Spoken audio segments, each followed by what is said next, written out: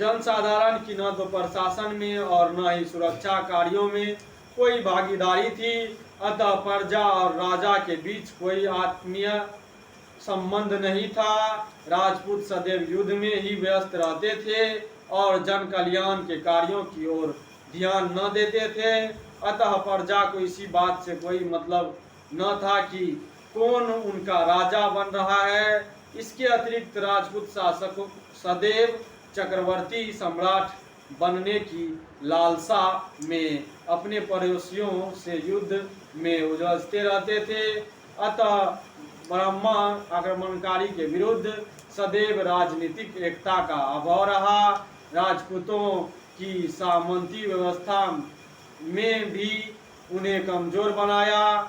और इसी के साथ सामाजिक कारण, जो हिंदू समाज व्यवस्था तुर्कों की विजय का महत्वपूर्ण कारण थी। राजपूत अनेक जातियों में विभक्त थे और प्रत्येक जाति की अपनी अलग अलग प्रथाएं थी।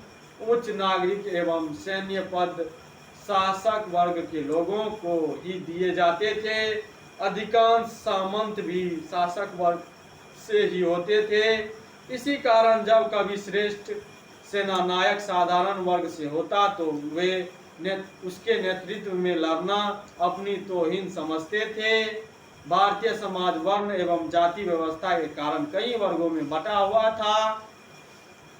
सामाजिक बुराइयां भारतीय समाज में घर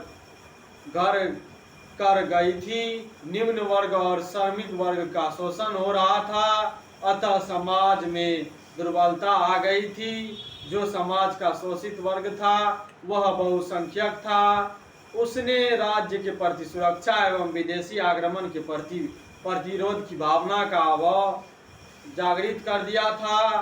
राजपूत स्वभाव से झगड़ालू और जिद्दी होते थे और चले गए शराब, जुआ और बहुविवाह, विलंबिता आदि बुराइयां घर कर गई।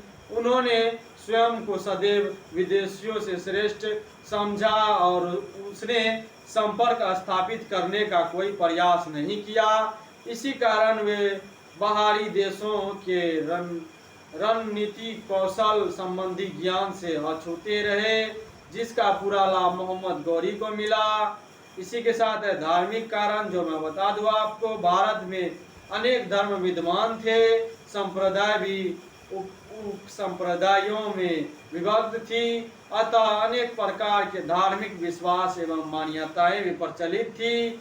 इन मान्यताओं के मूल में भारतीयों की व्यक्तिवादी मनोवृत्ति निहित थी, जबकि इस्लामिक समाज की एकता भारत के धार्मिक क्षेत्र के परिप्रेक्ष्य में असंभव थी। भारतीय नियतवाद एवं भाग्यवादी होने के कारण मुसलमानों के समक्ष पराजय को भी पूर्व जन्म दिया।